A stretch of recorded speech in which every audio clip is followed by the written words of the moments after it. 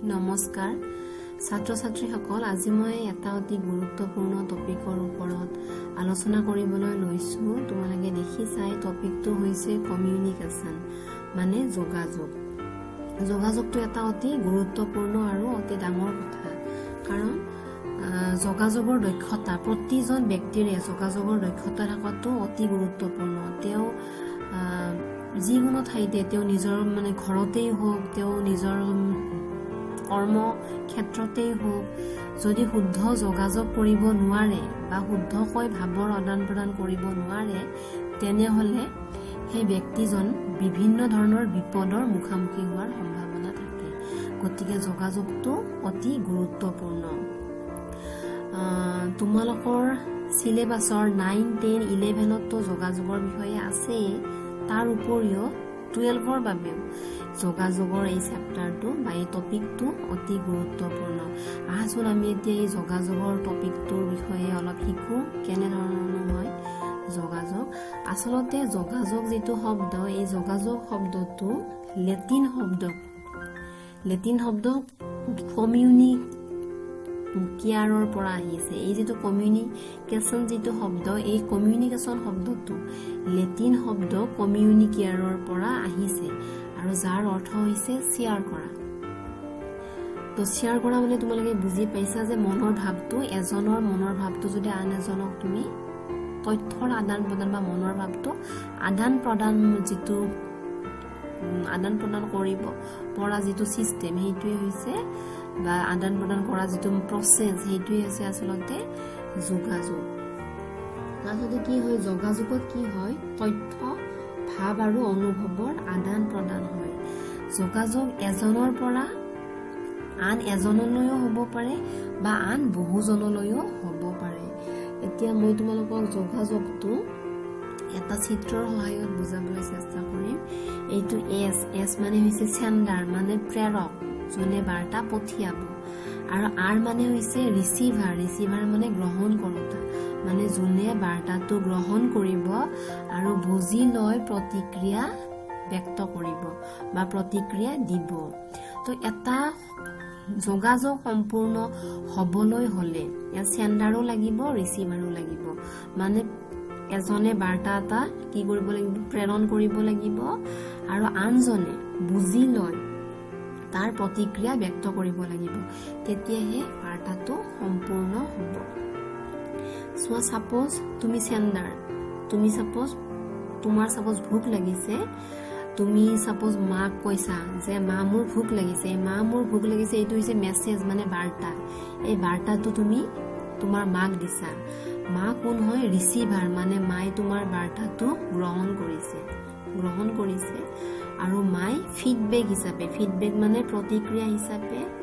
তোমাক মাই মানে কৈছে যে মই ভাত বনাই আছো অলপ পিছত হৈ যাব ভাত তোক মই দিম তো এইটো কথা মাই কি কৈছে তোমাক ফিডবেক দিছে বা প্ৰতিক্ৰিয়া জনাইছে তো যেতিয়া তুমি এটা বাৰ্তা বা যিকোনো মানুহে এটা বাৰ্তা যেতিয়া আনজন মানুহলৈ দিব তেতিয়া সেই মানুহজনে বাৰ্তাটো বুজি লয় তেওঁৰ প্ৰতিক্ৰিয়া দিব লাগিব তেতিয়াহে যোগাযোগ প্ৰক্ৰিয়াটো সম্পূৰ্ণ হ'ব তোমালোকে নিশ্চয় বুজি পাইছা এইখিনি কথা আৰু যোগাযোগ প্ৰক্ৰিয়াটা সম্পূৰ্ণ হ'বলৈ হলে ইয়াত কেইটামান অংশ আছে যোগাযোগৰ কেইটামান গুৰুত্বপূৰ্ণ অংশ আছে ইয়াৰ প্ৰথমটো হৈছে ট্ৰান্সমিটিং মানে পঠিওৱা বাৰ্তা পঠিওৱা নেক্সট হৈছে লিসেনিং মানে শুনিব লাগিব যালৈ বাৰ্তাটো পঠিওৱা হৈছে তেওঁ বাৰ্তাটো গ্ৰহণ কৰি তেওঁ বুজি ল'ব লাগিব তাৰ পিছত তেওঁ কি কৰিব লাগিব ফিডবেক মানে প্ৰতিক্ৰিয়া জনাব লাগিব তেতিয়াহে এটা যোগাযোগ প্ৰক্ৰিয়া সম্পূৰ্ণ হ'ব সাপোজ এতিয়া মই যে তোমালোকক ভিডিঅটো বনাই বুজাই আছো তাৰমানে মই তোমালোকক ইনফৰমেশন বিলাক পঠিয়াই আছো মানে মই তোমালোকক কি কৰি আছো ট্ৰান্সমিট কৰি আছো তোমালোকক মই বাৰ্তাখিনি পঠিয়াই আছো তোমালোকে ভিডিঅটো শুনি আছা তো তোমালোকে কি কৰিছা মোৰ বাৰ্তাখিনি তোমালোকে গ্ৰহণ কৰিছা বা ৰিসিভ কৰিছা তোমালোকে শুনি বুজি লৈ পেলাই তোমালোকে কি কৰিব লাগিব ফিডবেক মানে প্ৰতিক্ৰিয়া দিব লাগিব এতিয়া তোমালোকে ইয়াততো প্ৰতিক্ৰিয়া দিব নোৱাৰিবা বা ফিডবেক দিব নোৱাৰিবা তোমালোকে যদি মানে কমেন্টত কিবা বুজি নাপাই লিখা তেতিয়াহলে সেইটো হ'ব ফিডবেক তোমালোকে কিবা বুজি পোৱা নাই বা কিবা ডাউট আছে সেইখিনি যদি মানে কমেন্টত লিখি দিয়ে সেইটো ফিডবেক হ'ব তো তোমালোকে নিশ্চয় বুজি পাইছা যে যিকোনো যোগাযোগৰে গুৰুত্বপূৰ্ণ তিনিটা অংশ থাকে তাৰে প্ৰথমটো হৈছে ট্ৰান্সমিটিং যিটো এজন সেন্ডাৰ বা প্ৰেৰক এজনে পঠিয়ায় নেক্সট হৈছে লিসেনিং মানে শুনা যোনে বাৰ্তাটো গ্ৰহণ কৰিব তেওঁ শুনে তাৰ পিছতে হৈছে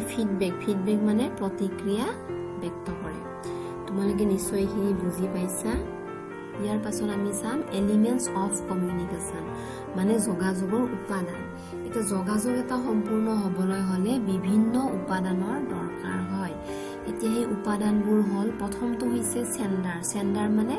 যোনে বাৰ্তাটো পঠিয়ায় বা সেন্ডাৰক আমি প্ৰেৰক বুলি ক'ব পাৰো তো এনকোডিং মানে হৈছে তেওঁ যিটো বাৰ্তা পঠিয়াব তেওঁ সেই বাৰ্তাটো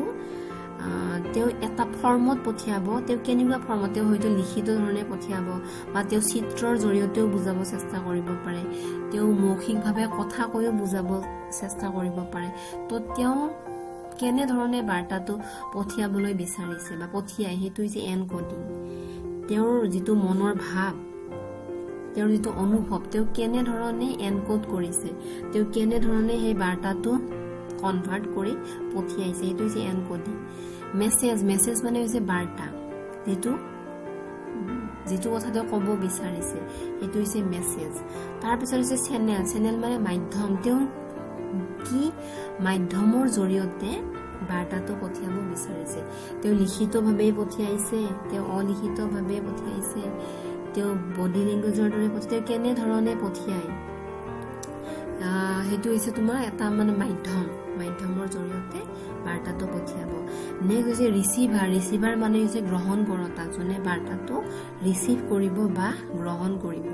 আৰু গ্ৰহণ কৰি তেওঁ ডিকোড কৰিব ডিকোড মানে তেওঁ তোমাৰ বাৰ্তাটো বুজি ল'ব তেওঁ নিজৰ ধৰণে তোমাৰ বাৰ্তাটো বুজি ল'ব তেওঁ ডিকোড কৰিব তেওঁ নিজৰ ধৰণে বুজি লৈ তেওঁ কি কৰিব ফিডবেক মানে তেওঁ ফিডবেক দিব লাগিব মানে তেওঁ প্ৰতিক্ৰিয়া দিব লাগিব তেতিয়াহে এই যোগাযোগ প্ৰক্ৰিয়াটো সম্পূৰ্ণ হ'ব বুজি লৈ পেলাই যদি প্ৰতিক্ৰিয়া নিদিয়ে বা ফিডবেক নিদিয়ে তেতিয়াও কিন্তু যোগাযোগ প্ৰক্ৰিয়াটো সম্পূৰ্ণ নহ'ব তেতিয়া সেন্ডাৰজনে ভাবি থাকিব মই ইনফৰমেশ্যনটো দিছিলোঁ তেওঁ বা বুজি পালে নে নাই তেওঁ দেখোন একো ৰিপ্লাই নিদিলে বা তেওঁ দেখোন একো ফিডবেক নিদিলে এনেকৈ ভাবি থাকিব তো যোগাযোগ প্ৰক্ৰিয়াটো সম্পূৰ্ণ নহ'ব এতিয়া নইজ মানে হৈছে কিছুমান হুলস্থুল বা বাধা কিছুমান যোগাযোগত কিছুমান বাধা আহি পৰে বা হুলস্থুলীয়া পৰিৱেশ যদি হয় সাপোজ ক্লাছৰুমত যেতিয়া তোমালোকক বুজাই থকা যায় সেইখিনি সময়ত যদি বাহিৰত হুলস্থুল বা মাইক বজাই থাকে তেতিয়া তোমালোকে হয়তো টিচাৰ বা শিক্ষক বা শিক্ষয়িত্ৰী গৰাকীৰ তোমালোকে মানে কথাখিনি বুজি নাপাবা তো এনেকুৱা ধৰণৰ বাধা সৃষ্টি হ'ব পাৰে তো এইকেইটা হৈছে যোগাযোগ প্ৰক্ৰিয়াৰ উপাদান তোমালোকে নিশ্চয় বুজি পাইছা ইয়াৰ পাছত আহিলে টাইপস অফ কমিউনিকেশ্যন মানে যোগাযোগৰ ধৰণ এতিয়া আমি কেনেকুৱা ধৰণে যোগাযোগ কৰিব পাৰো তোমালোকৰ কিতাপত আছে আমি মেইনলি দুটা ধৰণে যোগাযোগ কৰিব পাৰো যোগাযোগৰ ধৰণ দুটা তাৰে প্ৰথমটো হৈছে ভাৰ্বেল কমিউনিকেশ্যন মানে মৌখিক যোগাযোগ আৰু দুই নম্বৰটো হৈছে নন ভাৰ্বেল কমিউনিকেশ্যন মানে অমৌখিক যোগাযোগ মৌখিক যোগাযোগ বা ভাৰ্বেল কমিউনিকেশ্যনত কি হয় শব্দৰ ব্যৱহাৰ হয় শব্দক মাধ্যম হিচাপে লোৱা হয় ইয়াত মানে ভাৰ্বেল কমিউনিকেশ্যন বা মৌখিক যোগাযোগ দুই ধৰণৰ আছে এটা হৈছে অৰেল কমিউনিকেশ্যন মানে আমি মুখেৰে যেতিয়া কথা কওঁ মুখেৰে যেটো কোৱা হয় সেইটো হৈছে অৰেল কমিউনিকেশ্যন আৰু ৰিটেন মানে হৈছে ৰিটেন কমিউনিকেশ্যন বা লিখিত যোগাযোগ মানে হৈছে লিখিতভাৱে আমি লিখি পেলাই যেটো যোগাযোগ কৰোঁ সেইটো হৈছে ৰিটেন কমিউনিকেশ্যন এই দুইটা যোগাযোগতে শব্দক মাধ্যম হিচাপে লোৱা হয় তাৰ পিছত হৈছে নন ভাৰ্বেল কমিউনিকেশ্যন মানে হৈছে অমৌখিক যোগাযোগ অমৌখিক যোগাযোগত শব্দক মাধ্যম হিচাপে লোৱা নহয়। ইয়াত কোনো ধৰণৰ শব্দৰ ব্যৱহাৰ নহয়। ইয়াত আকাৰে ইংগিতে, চিহ্নৰ জৰিয়তে, চিত্ৰৰ জৰিয়তে বা ছিগনেলৰ জৰিয়তেহে যোগাযোগ কৰা হয়। তো যিবোৰ যোগাযোগত কোনো ধৰণৰ শব্দৰ ব্যৱহাৰ নহয়, ইয়াত কি হয়, এনেধৰণৰ যোগাযোগত সাধাৰণতে অংগ প্ৰত্যংগ ব্যৱহাৰ হয়। ইয়াৰ উপৰি আমি চিত্ৰৰ জৰিয়তে, চিহ্নৰ জৰিয়তেও আমি এনেধৰণৰ যোগাযোগ কৰিব পাৰোঁ। এই চিত্ৰটোত দেখাই দিছে ভাৰ্বেল কমিউনিকেশ্যনত শব্দৰ ব্যৱহাৰ হৈছে। মুখেৰে কথা কৈছে আৰু ৰিচিভাৰ জনে বা যোনে বাৰ্তাটো গ্ৰহণ কৰিছে তেওঁ শুনি আছে। এইটো দুটা প্ৰক্ৰিয়াৰ জৰিয়তে হয়। এজনে কথা কৈছে, এজনে শুনিছে। বা লিখিতভাৱে দিলেও এজনে লিখি পেলাই, তোমালোকে যেতিয়া ধৰা স্কুল নাহা, লিভ এপ্লিকেশ্যন এখন যেতিয়া টিচাৰক দিয়া, তোমালোকে কি কাৰণে স্কুল অহা নাছিলা, কিয় এবচেণ্ট আছিলা, সেই এপ্লিকেশ্যনখন লিখি পেলাই তোমালোকে জমা দিয়ে। তো তেতিয়া গম পাই যায়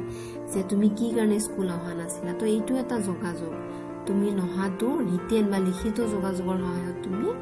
স্কুলত জনালা তুমি কি কাৰণে অহা নাছিলা। এইবোৰ হৈছে মৌখিক যোগাযোগ। আনহাতে নন ভাৰ্বেলত কি হৈছে, হেণ্ডশ্বেক কৰিছে। হেণ্ডশ্বেকৰ জৰিয়তে, হাঁহিৰ জৰিয়তে, চকুৰ ইংগিতৰ জৰিয়তে অমৌখিক যোগাযোগ কৰিব পৰা যায়।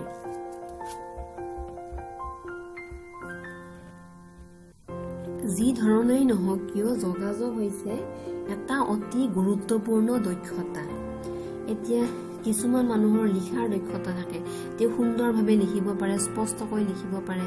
আখৰবোৰ বৰ ধুনীয়াকৈ লিখিব পাৰে। কিছুমান মানুহে ধুনীয়াকৈ কথা ক'ব পাৰে, তেওঁৰ ধুনীয়াকৈ কথা কোৱাৰ দক্ষতা থাকে, তেওঁ ধুনীয়াকৈ কথা ক'ব পাৰে। কিছুমান মানুহে আকৌ ধুনীয়াকৈ শুনিব পাৰে, শুনাৰ দক্ষতা থাকে, তেওঁ খুব সুন্দৰকৈ শুনিব পাৰে। কিছুমান মানুহৰ শৰীৰৰ অংগী ভংগী, বডি লেংগুৱেজবিলাক খুব ধুনীয়া। তো এইবোৰো হৈছে যোগাযোগৰ একোটা দক্ষতা। আৰু এই দক্ষতাবিলাক ভাল হোৱাটো, দক্ষতাবোৰ ভালকৈ আয়ত্ত কৰিব চেষ্টা কৰিব লাগে। তেতিয়াহে এজন সফল ব্যক্তি হিচাপে নিজকে প্ৰতিস্থাপন কৰিব পৰা যায়। তো ছাত্ৰ ছাত্ৰীসকল, তোমালোকক যোগাযোগৰ বিষয়ে আজি কিছু কথা বুজাবলৈ চেষ্টা কৰিছোঁ। আশা কৰিছোঁ তোমালোকে বুজি পাইছা। যদি তোমালোকে কিবা বুজি নোপোৱা থাকে তেতিয়াহ'লে মোক তোমালোকে সুধিবা, মই তোমালোকক বুজাবলৈ চেষ্টা কৰিম। আজিলৈ ইমানতে সামৰিছোঁ। ধন্যবাদ।